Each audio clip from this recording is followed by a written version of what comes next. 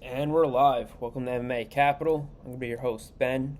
I normally post these videos on Sunday, the morning or afternoon after the UFC fights on Saturday. Unfortunately, this week the UFC didn't release their fights until I think late Wednesday or Thursday night.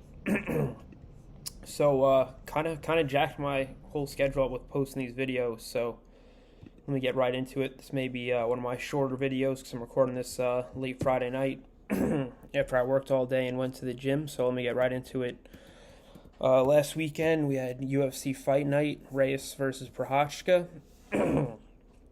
So far, this was my worst week predicting fights. I think I went 1-5, unfortunately. I think this is gonna be my fifth week. I've hit 4 or 5 twice, 2 and 4, and I think 3 and 5. So hoping to keep up around 4 or 5 this week. Prochazka versus Reyes. We had some deeper guys on the undercard. A few weeks back, UFC 261, when it was all like ranked fighters and championship level fighters, I hit on 4 or 5, including all 3 title fights correctly. So, yeah, let's get right into it. First, we had at bantamweight, Merab Dvalishvili from Georgia, the country in Eastern Europe, versus Cody Stamann. This is the one I predicted correctly. Merab fights out of Cerro Longo, where Chris Weidman came out of, and the current bantamweight Aljamain Sterling. This is the one fight I predicted correctly on the card. And damn, it was an entertaining fight. It was back and forth. This guy, Merab Dvalishvili, I'm not sure where he was ranked going into this fight. I think he was maybe 12th or 11th ranked bantamweight. And he might see his stock jump because I said in my video last week, this guy was, up until recently, working full-time as a construction worker in New York City and training MMA and fighting UFC full-time. And now he's just fighting, and this guy, Merab Dvalishvili, really looks like he could be a future champion. I normally wouldn't say that, but this guy, Merab, looks great and had a great performance against Cody Stamann, who's like a good, respectable bantamweight. This guy, Merab, is just like the Energizer Bunny, man. He has a ton of cardio. Is constantly striking, constantly going for takedowns, and it's just nonstop. This guy, Merab, could be a real problem going forward. He's like the exact build that's like the most ducked build in the UFC, which is like the high cardio, high output wrestler who's just going to stick to you, constantly throw shots, and look to take you down. I mean, this guy's cardio is just nonstop. I know it's 135, so it's like a little bit smaller guys, but this guy Merab is just nonstop. Kind of similar to Colby Covington, who fights at welterweight, where it's just nonstop pace and pressure. This guy's got like a third lung, so really high on his stock. The commentators, I think it was Bisping and Paul Felder, were super impressed with this guy. I mean, a lot of guys in the UFC have great cardio, but then you have these guys like Merab or Colby Covington who just seem to have a third lung. I mean, they'll throw 5 or 6 punches at you and then hit you with a double leg. So like I said, this guy Merab might have trouble getting fights going forward because like I said, he's the exact build that usually guys have trouble getting fights, like Kamaru Usman did coming up. Just a wrestler with great cardio and output, right? So very few guys are going to step up to fight someone like that who's just going to be on you from start to finish. Cody Stamann, decent performance, but he just got tired. I mean, when you have a guy like Merab who's just nonstop in your face, throwing shots, taking you down, it's going to take a special fighter to beat him. So yeah, Merab, his stock I think is going to go through the roof, and he might have trouble getting fights going forward with the tape he's putting out there. Next we had middleweight Sean Strickland versus Krzysztof Jotko. This is one of the fights I got wrong. I had Jotko winning, I think, by KO. Sean Strickland was out of the UFC for, I believe, like 2 full years, if not longer. I think he had some kind of motorcycle accident and was out of the UFC for 2 years. And I think this guy's fought a few times in the last few months, and he looks great. I think he was ranked 15 going into this fight, and he might be ranked even higher nowadays with the UFC. Some of the divisions, you're seeing guys not be active once they're ranked. Even if they're like 15th or 12th, they kind of sit on their ranking. So if you're a guy like Strickland who was out of the UFC for 2 years and you're fighting, 3 times in a 4-month span, you're going to ascend quickly because, COVID might have something to do with it because there's still restrictions in some states and areas. But, man, we're in an era right now where you have champions like Kamaru Usman or, like Valentina Shevchenko fighting more than the top contenders. So a guy like Strickland who's looked good, looked well-rounded, and looks like he actually wants to fight could move up real quick at middleweight. I'm not going to go super in-depth with these just because it's a little late at night. But, yeah, Sean Strickland looks good, man. If he can fight, like I said, 3 or 4 times in a 4-month or 6-month span, he might go all the way up to the top 5, like I said, because we're in an era where guys in the top 5 and the top 10 are just sitting in some divisions, especially like welterweight. They're just sitting and waiting for their shot at the champ, so which you're really not supposed to do. So, yeah, Sean Strickland looked good, and I think he can ascend quick. Krzysztof Jotko looked like crap, the guy I picked. I'm not sure if he didn't have a good training camp or if he was injured, but this guy Strickland was just walking him down the entire fight, constant pressure. Jotko was just throwing like big overhands and like spinning back kicks that weren't landing. It's like, dude, you're in a fight, not the UFC video game. Like, sometimes you just got to get back to fundamentals and box and keep your hands up. I don't, like I said, I'm not sure if this guy didn't have a good training camp or what, but this guy, Jotko, he's 22-5 in MMA. His fundamentals are way off. He was getting walked down. He was backing up. And when you're down in a fight, you think you would keep it simple, kind of throw a 1-2 or some basic boxing or kickboxing, and this guy's just throwing overhands and, like, spinning back kicks that weren't landing. So, yeah. Sometimes you see, even with these high-level pros, man, if you're losing fights, sometimes you got to get back to the basics. Just, pure boxing, or throw some leg kicks, man. Throw some high-percentage shots. Don't just throw these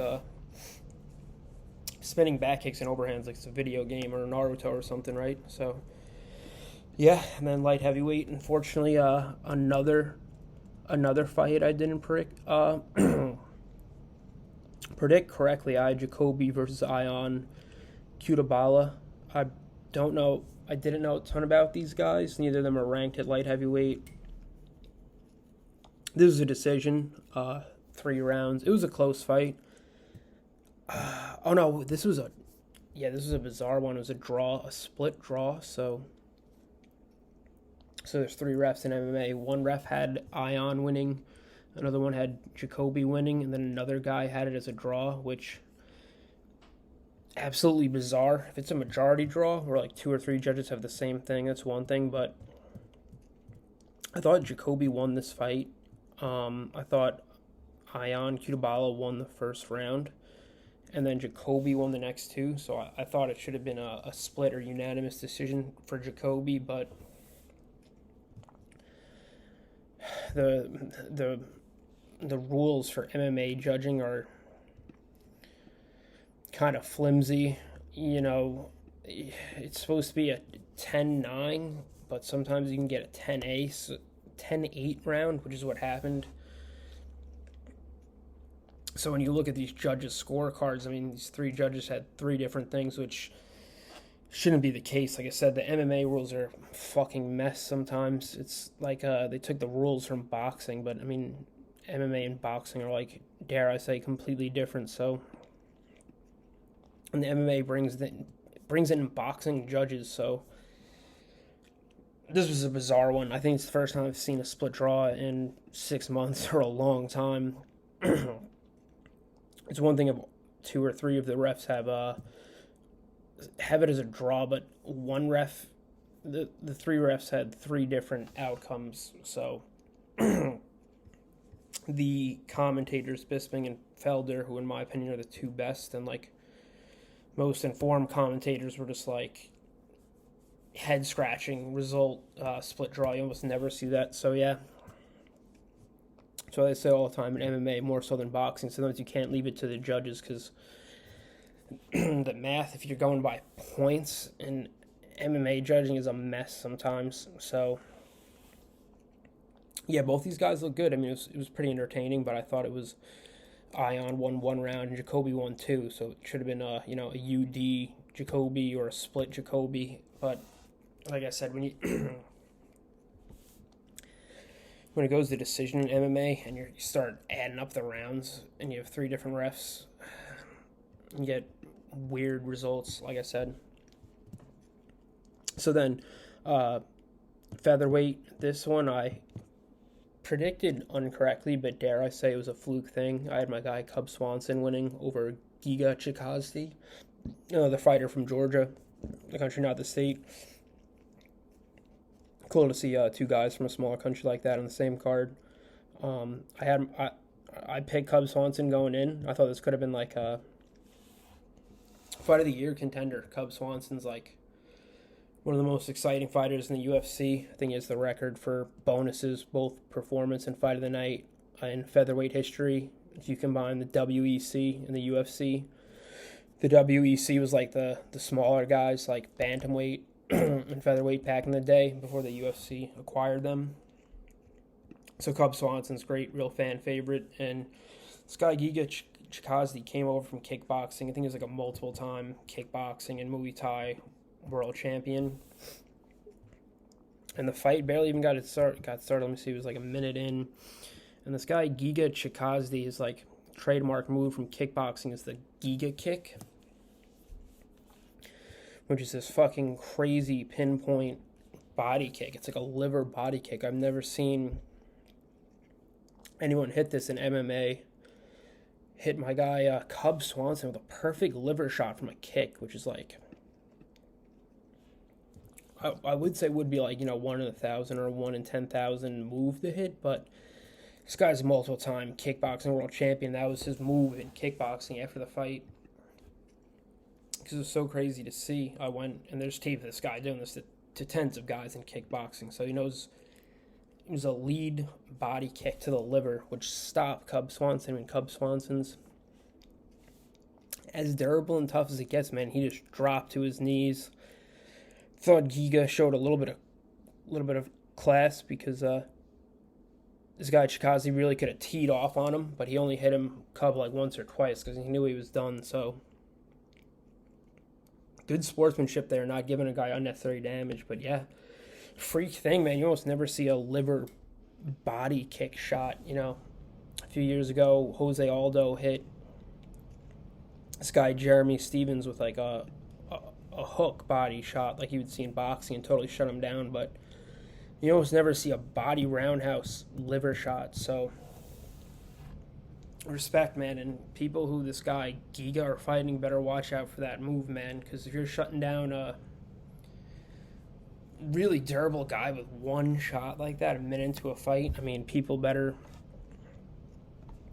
keep their hands down and watch out for that kick, man. Because like I said, normally if that would happen, we'd be like, oh, that's a fluke. But that's the guy's like trademark weapon. So respect. And then this last fight was Dom Reyes versus Jiri Prochazka. I think I had Dominic Reyes coming in, but I was like split 50-50. I thought it was going to be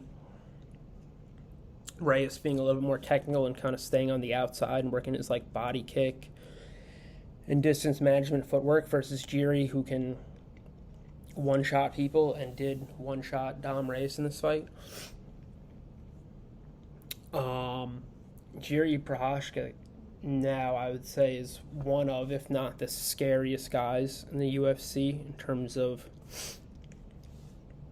knockout power and just vibe going into fights. I think this guy, Jerry, is Czech. He's like really into traditional martial arts, like the Book of Five Rings, which is some like samurai book from the 1500s. So this guy, Jerry, came in with a traditional samurai haircut, like the ponytail all the way up. So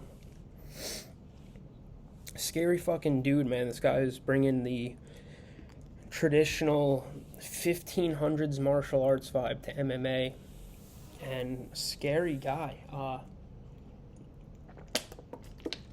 said in my video last week, I mean, Dominic Reyes really beat John Jones in a 5-round decision. You know, John Jones really probably lost his last 2 fights to Thiago Santos and Dom Reyes. Thiago Santos, the first time that happened, was like, all right, maybe John Jones won, but the second fight against Dom Reyes beat him 3-2, if not maybe 4-1, and got robbed for the belt. But I said it in my last video, man, MMA is a quick sport, man. He went from beating one of the GOATs, or some people's GOATs, John Jones. Granted, he has PED fails on his resume, right? So he's like the juice GOAT. But go from beating one of the best of all times. Really, I mean, he got robbed in the decision, and then now he's lost 2 fights in a row by devastating knockouts. So things can change quickly. I texted one of my friends after the fight who watched a lot of MMA that I would almost never say this, but Dom Reyes should think about retirement, man. He's gotten knocked out bad in his last 2 fights. This one a lot worse. He got knocked out by a spinning back elbow, and he showed he's tough out there. It's not like this guy has no chin, but took a lot of damage in this fight, a lot of head damage. You know, it's one thing if you see a guy blow out his ACL or something or break his arm, but there's no remedy for taking massive amounts of damage to the head, right? And possibly, you know, triggering CTE in your brain, right? A number of fighters like Georges St-Pierre, Dustin Poirier, Max Holloway have talked about that part of the game of protecting yourself, especially, you know, not hard sparring, not leaving your career and your brain in the gym. Because like I said, man, it's one thing if you see a guy blow out his ACL, because that's one thing, but man, when they're taking legitimate damage to the head and big shots to the head, man, you know, it's one thing if he turns around and wins his next few fights, but man, if he keeps going out there and taking damage, like heavy damage, then you should almost think about retiring. We saw it happen to guys like Luke Rockhold or Chris Weidman, former champs, whose chins are or were gone. You know, guys who back in the day could just hands down eat shots they both got knocked out multiple times in devastating fashion. Chuck Liddell, another guy, Vanderlei Silva from Pride, who then came over to the UFC. Your chin can evaporate, right? Just taking damage and damage and damage. And listen, we're getting knocked out cold, like you're getting starched, vaporized, whatever you want to say. I mean, Dominic Reyes got hit by a spinning back elbow and went face down, hit his head on the hit on the canvas, right? So, like I said, it's different if this guy turns it around, but it doesn't matter how tough you are, man. If you're taking legit damage to the head, it's going to have, negative effects. Later in life, man, you got to take that serious. When you have, all-time greats like Poirier and Georges St-Pierre and Max Holloway talking extensively about head damage, right? Like on Joe Rogan's podcast, hour-long podcast, then it's a real thing, man. It doesn't matter how tough you are. With how much, science and information is out there with, like, CTE and head trauma, you need to protect yourself at a point like that. Max Holloway Calvin Kattar fight, a few months back. I mean, Calvin Kattar still hasn't cleared concussion protocols after a long time. He just took way too much damage, man. Like, sometimes you have to throw in the towel. I know Brian Ortega's corner did that. Henner Gracie, like Brian Ortega's coach, threw in the towel against Max Holloway because he was taking too much damage. BJ Penn's corner, I know, threw in the towel against George St. Pierre one time. Sometimes if your guy's coach, man, it doesn't matter if your guy's throwing back big shots against the cage. If he's just getting wailed on, man, protect the guy's long-term health because, like I said, man, it doesn't matter how tough Dominic Reyes is. I'm not a fan of seeing guys take that much damage. And then, getting finished where the guy went face down and slammed his head on the canvas. So that's something not a lot of fight fans are going to talk about. But I know a lot of, boxing or kickboxing gyms or MMA gyms now, 90% of them, if not more, don't do any hard sparring unless you're trying to fight amateur or pro. I mean, my boxing gym does no legit sparring, even with headgear on, unless you're like, I'm trying to fight, because if you're a normal person, there's no reason you should be taking shots to the head. And even if you're a pro, man, that stuff accumulates. Not something everyone's going to be talking about, but when fucking George St. Pierre has talked about that extensively in numerous podcasts and videos and stuff and interviews, then it's something to be taken serious for sure. But yeah, way off on that card, one of 4, but it happens, people like Dustin Jacoby, Sean Strickland, Ion Cutabala, not exactly big names, no offense. But yeah, I'll bounce back. This next week has a little bit bigger names, or at least people I'm familiar with. Even if someone watches MMA every week, sometimes there's cards I just don't know the guys, to be honest. So I kind of have to not guess, because I usually have heard of them or have seen them fight once or twice. But it's different, man, when you really know the fighters. So yeah, let me get into this card. This is going to be... It was supposed to be Fight Night Sandhagen versus Dillashaw. TJ Dillashaw to pull out with injuries like a week before. Same thing as one of my first videos with Darren Till.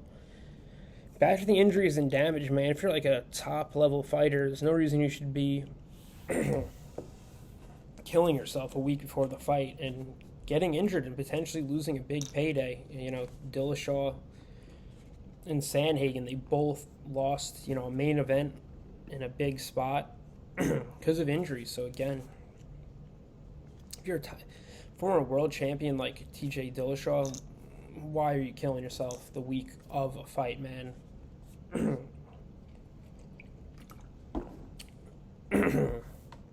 Because sometimes big fights like this, if the guy can't get back on track, sometimes the guy you're supposed to fight might get a title fight or might get an even bigger fight, and then you're kind of left scrambling. So yeah, I'm going to go bottom to top. I'd like to think I'm going to hit on 4 or 5 or 4 or 6. This is a little bit longer main card. I think this is going to be 6 fights. So let me jump right into it. It's going to be Hebos versus Angela Hill. Amanda Hebos, probably one of the blue chip prospects at strawweight. Amanda Hebos, high level black belt in Brazilian Jiu-Jitsu. I don't think she's a legit world champion like my girl Mackenzie Dern is, but she's a high level legit black belt. I think she's a multiple degree or stripe black belt from Brazil. I think she's been training in Brazilian Jiu-Jitsu since she's 4 years old, so probably one of the better Jiu-Jitsu people In the UFC, regardless of weight class or gender, I'm going to go Hebos by this. She kind of got starched in her last fight. She was winning the first round of her last fight in dominant fashion and just kind of got caught lacking on the feet against a superior striker. Sometimes if you're, the better jiu-jitsu player or better wrestler in a fight, maybe born to just go on the ground game.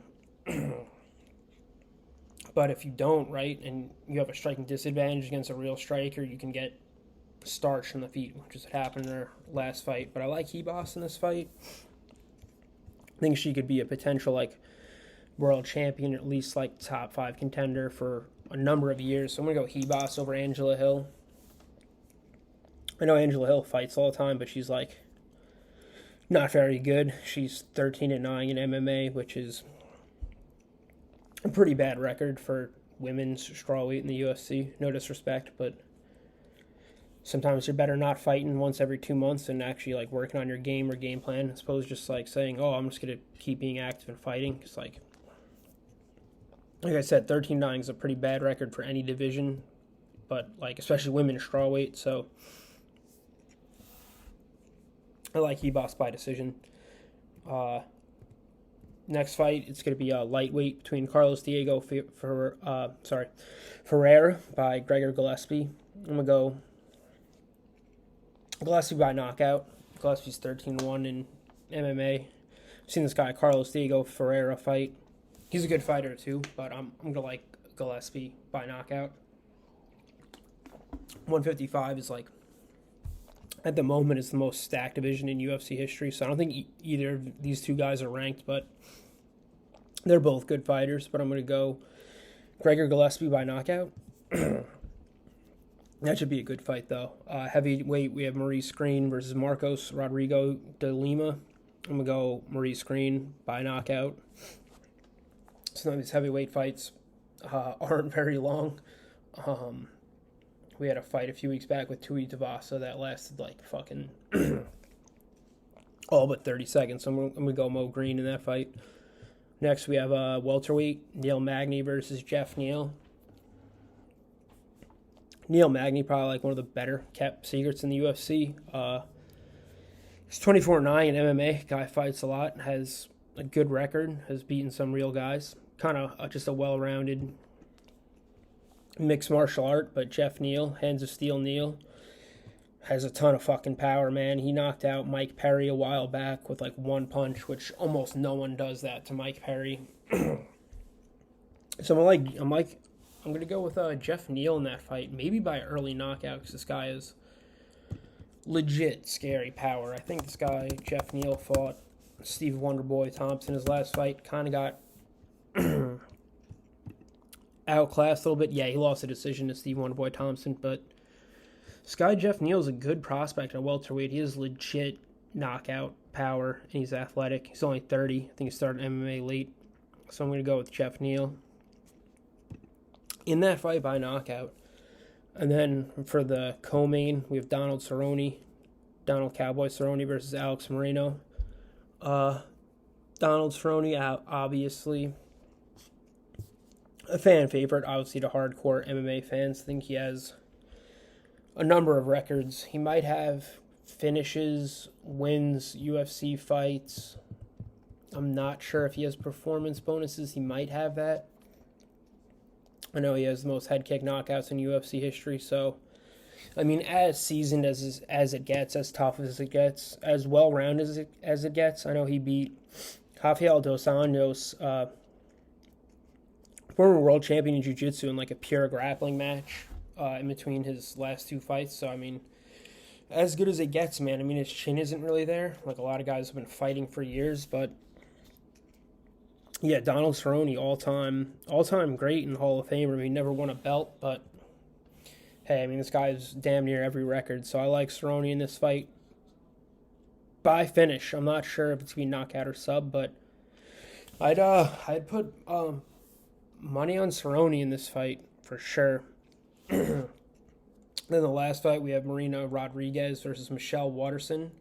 Marina Rodriguez actually knocked out Amanda Hebos in her last fight.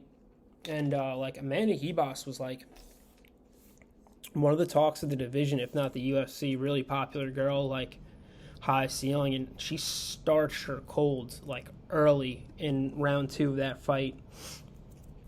I think this girl, Marina Rodriguez, has like legitimate Muay Thai kickboxing credentials, and it showed. I mean, she starched like probably one of the better prospects in the UFC, regardless of gender or division, in her last fight. And she's fighting Michelle Waterson, who's like kind of up and down. Dare I say on the decline. I think Michelle Waterson is like 1-2 in her last 3, which is not good for women's strawweight. It's just not that deep of a division. Let me pull up her stats. She might be like 2-5 in her last, 2-3 in her last 5 or something. Not the best record. So I like Marina Rodriguez for sure. Okay, yeah. So she's up and down. She's like Michelle Waterson's like win 1, lose 2, win 2, lose 2. Whereas I think Rodriguez could be like a real threat and a dark horse. So I'm going to go with Rodriguez by knockout. I think she's got good striking. She's one of those fighters that, like, you know, she can just be jabbing you or on her bike moving and then just, boom, starch you with a punch or kick. So I'm going to go Rodriguez by knockout. So I'm going to go bottom to top, and then we'll wrap this up. Hopefully they don't release these cards like late, next week's card late on Wednesday or Thursday night and kind of fuck up my schedule trying to get these videos out. So yeah, I'm going to go Hebos by submission, Gregor Gillespie by knockout, Maurice Green by knockout, Jeff Neal by knockout, Cowboy by sub against Alex Moreno, and then probably Marinas by knockout. Hopefully this card has a lot of finishes. Last week's, I think it was, 4 15-minute decisions in a row. 3 15-minute decisions in a row. Seeing those finishes, those knockouts and subs is kind of what gets the blood flowing, which I'm hoping is what happens with this next card. So yeah, hoping to hit 4 or 5 or 4 or 6. And then next week's a big card. We have one title fight, and then Tony Ferguson and Beneil Dariush in the co-main. And then we have my boy Jack Hermanson, one of my favorite fighters in terms of like skill set, one of the probably better kept secrets in the UFC. Kalen Chuchagan fighting Shane Burgos for Edson Barboza. So the fights are tomorrow. So UFC 260 was some great fights. I saw my boy Jack Hermanson versus Edmund Shabazian was on the prelims at first, and then I think they moved it up, which I was shocked to see. Hermanson versus Shabazian on the prelims, because that's not a prelim fight. So yeah, this is going to be one of my shorter videos in the last few weeks. Hoping to bounce back, predicting the fights. Like I said, I'd probably put money on Cowboy Cerrone, and should be a good night of fights. If you like the content, like and subscribe. If you have any feedback, leave it below, and see you next week.